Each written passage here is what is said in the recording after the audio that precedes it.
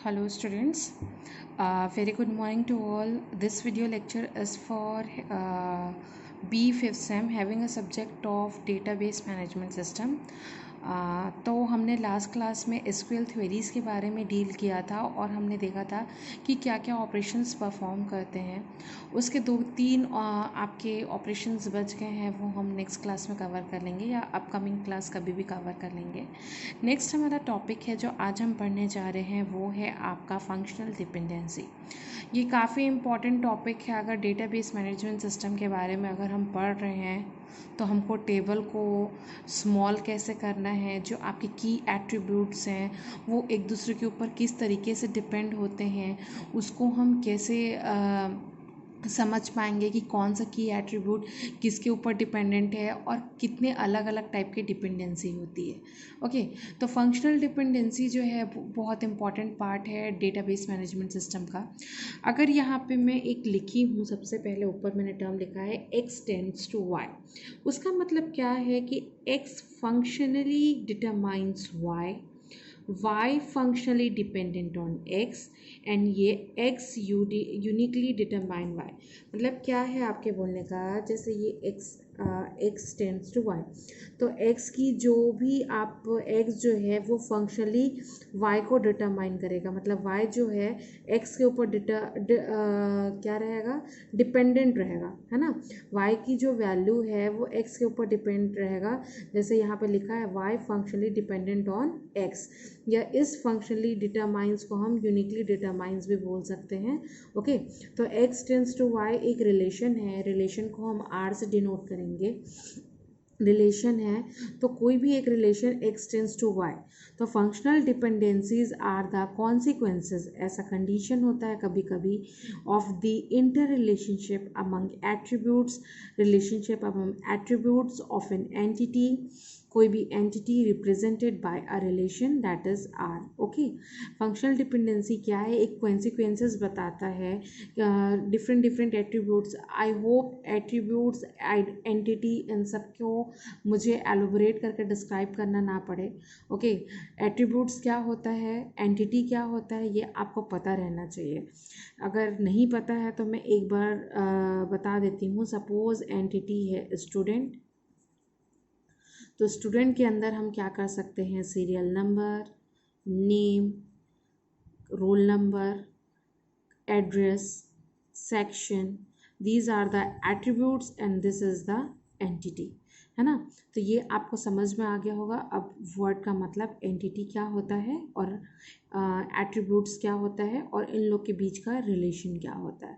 Okay, in relation R x tends to y, that we can say that attribute x is functionally dependent, attribute of y is functionally dependent on x। मतलब y के जो भी attributes हैं वो x के ऊपर dependent रहेंगे। if each x value in r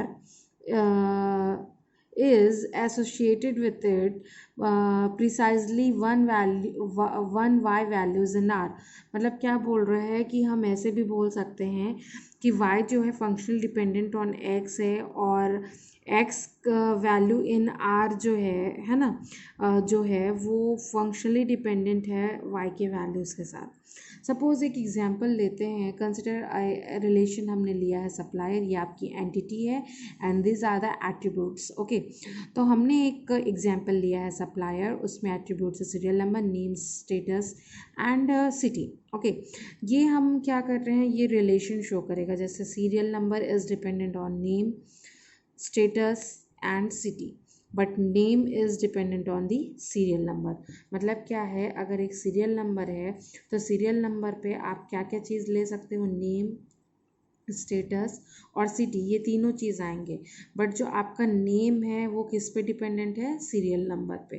तो वही सिम्बॉलिकली हम कैसे राइट कर सकते हैं, serial number tends to name, जैसे x टेंड्स टू y है तो y के सारे चीज़ x के ऊपर निर्भर करते हैं।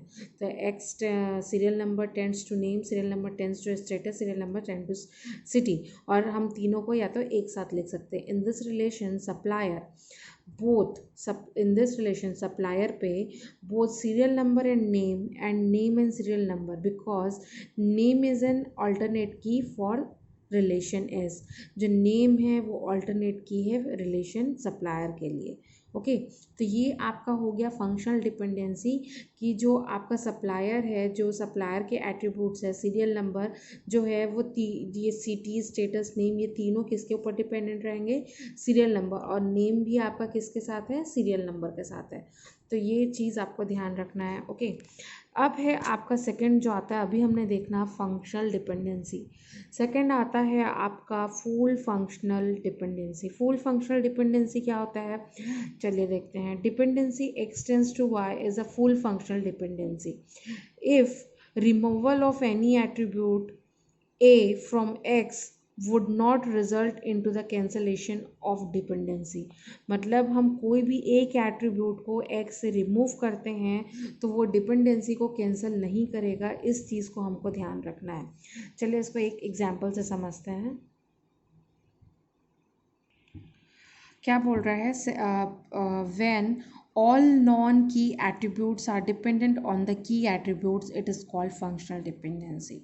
मतलब कि क्या है, जितने भी आपके नॉन की एट्रीब्यूट्स हैं वो की एट्रीब्यूट के ऊपर डिपेंड होंगे तो उसको हम बोलते हैं फुल फंक्शनल डिपेंडेंसी। एग्जाम्पल देखते हैं, एग्जाम्पल से ज़्यादा अच्छा समझ में आएगा। हम एक रिलेशन ले रहे हैं एम्प्लॉय, दैट इज़ EMP से हमने यहाँ पर डिनोट किया है एम्प्लॉय।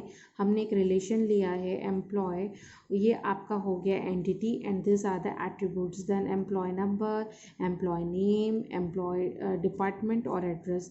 तो एम्प्लॉय नंबर है उसके ऊपर जो है बाकी सारे डिपेंडेंट होंगे, एम्प्लॉय नेम, एम्प्लॉय डिपार्टमेंट और ये एड्रेस।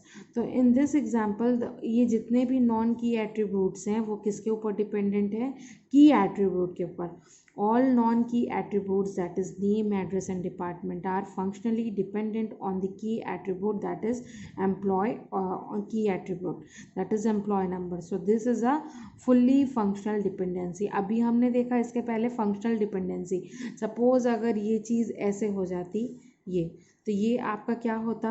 फुल फंक्शनल डिपेंडेंसी पे नहीं आता, ये क्या हो जाता? फंक्शनल डिपेंडेंसी की एम्प्लॉय नेम, एम्प्लॉय नंबर के ऊपर डिपेंड करता है। बट यहाँ पे हमने ये चीज़ नहीं ली है। हमने क्या किया है, ये सारे डिपेंडेंसी जो है आपके एम्प्लॉय नेम, डिपार्टमेंट, एड्रेस, ये किसके ऊपर डिपेंडेंट है?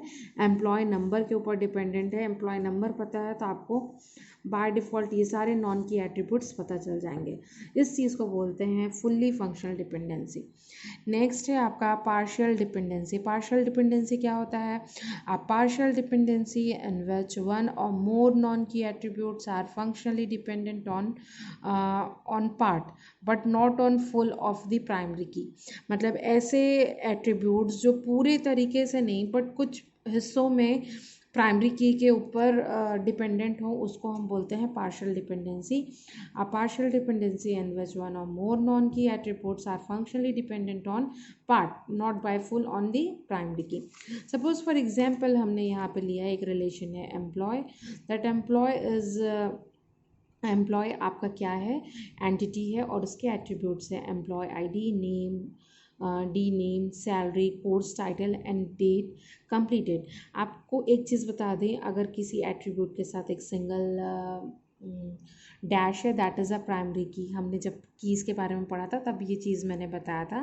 ओके तो employ ID and course title are the primary key. अगर हम अब ये डिपेंडेंसी वाला डायग्राम देखें तो employ ID is dependent on the आपके किस पे डिपेंडेंट है? Name, D name and salary, और उस पर डिपेंडेंट है डेटा कंप्लीट। बट जो डेटा कंप्लीट है वो कोर्स टाइटल पे भी डिपेंडेंट है। ओके समझ में आया? आपका ये एम्प्लॉय, आपने सारे एट्रीब्यूट्स यहाँ पे लिख दिए। जो एम्प्लॉय आईडी है वो किसके किसके ऊपर डिपेंडेंट है? Name, D name, department name और आपका सैलरी। ओके बट आपका कोर्स टाइटल और डेट कंप्लीट ये दो अलग चीज़ हैं जो आपके इस पर डिपेंड करते हैं। ओके तो हम यहाँ पे ये जो है ऐसे एरो नहीं बनाए, तो ये फुल्ली डिपेंडेंट नहीं है, ये क्या है आपका? पार्शियली। ठीक है, हम अगर एरो बनाते तो वो आपका क्या हो जाता? फुल्ली डिपेंडेंट, बट ये आपका क्या है? पार्शियली। यहाँ पे देखिए, however there is a partial dependence because the all non-key attributes name, dname, salary are functionally dependent on part of the primary key employee id but not on course title, है ना। जो दो primary की थे आपके employ ID और course title, but जो आपका पार्ट था नेम, डी नेम और सैलरी, ये फंक्शनली डिपेंडेंट किस में थे, एम्प्लॉय आईडी के साथ थे, ना कि कोर्स टाइटल के साथ थे। तो ये क्या हुआ आपका पार्शियली डिपेंडेंट। नेक्स्ट है आपका ट्रांजिटिव डिपेंडेंसी। ट्रांजिटिव डिपेंडेंसी क्या होता है? Transitive dependency in a relation is a functional dependency between two or more non key attributes.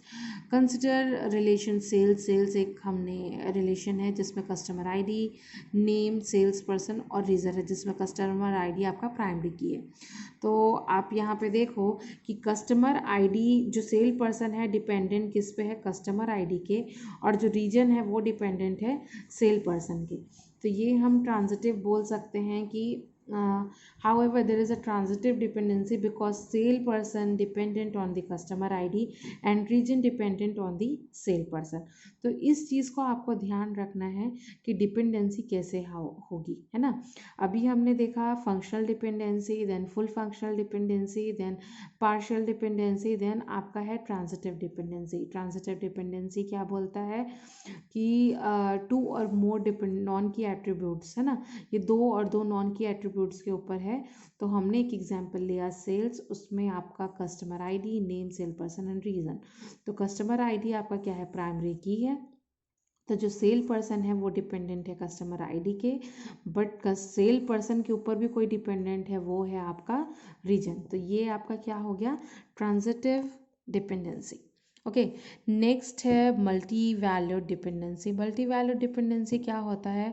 Multi valued dependency exist where there are, okay, where there are at three attributes in a relation। एक relation पे तीन attribute है, okay, A B C. for each value of a there is a well defined set of value of b's and well defined set of values of c। however the set values of b is independent of set of c and vice versa। for example, अगर हम example के through समझते हैं, relation offering, okay, offering मतलब offers क्या क्या हैं, course, instructor, text book. How ever there is a multi valued dependency because course, instruction and text book dependent on each other. अब समझ में आया क्या बोलने का मतलब है कि अगर मेरे पास एक एट्रीब्यूट, एक कोई रिलेशन है जिसके जो एट्रीब्यूट्स हैं, वेल डिफाइंड जो एट्रीब्यूट्स हैं, वो एक दूसरे के ऊपर डिपेंडेंट है, मतलब ए जो है वो बी के ऊपर डिपेंडेंट है, मतलब वो कंप्लीट नहीं होगा, और बी जो है सी के ऊपर।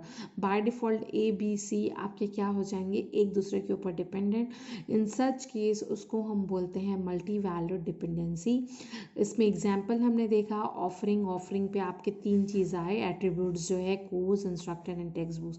ऑब्वियसली कोर्स के बगैर आपके टेक्स्ट बुक आप डिफाइन नहीं कर पाओगे, इंस्ट्रक्टर नहीं डिफाइन कर पाओगे। अगर कोई एक पर्टिकुलर कोर्स आप स्ट्रीम चूज़ कर रहे हो लाइक इंजीनियरिंग, तो आपको इंजीनियरिंग के इंस्ट्रक्टर मिलेंगे और इंजीनियरिंग के टेक्स्ट बुक। आप कोर्स चुन रहे हो मेडिकल, तो देन मेडिकल के हिसाब से कंस्ट्रक्टर एंड टेक्स्ट बुक मिलेंगे। तो ओवरऑल ये तीनों क्या है, एक दूसरे के ऊपर डिपेंडेंट है, and this kind of dependency is called multi valued dependency. Then है आपका जॉइंट डिपेंडेंसी। जॉइंट डिपेंडेंसी क्या होता है? Joint dependency satisfied if the relation concerned is the join of certain number of projection।